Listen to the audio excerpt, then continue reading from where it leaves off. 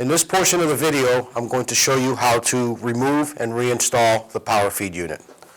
The first thing that we have to do is make sure that the feed knob is backed out until the cable is free.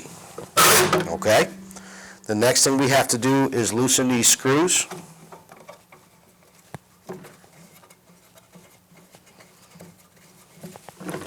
And you simply slide it off of the perch.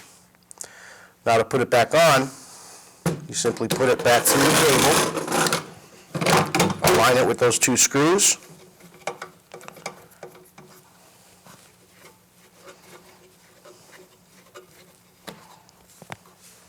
and your power feed unit is installed.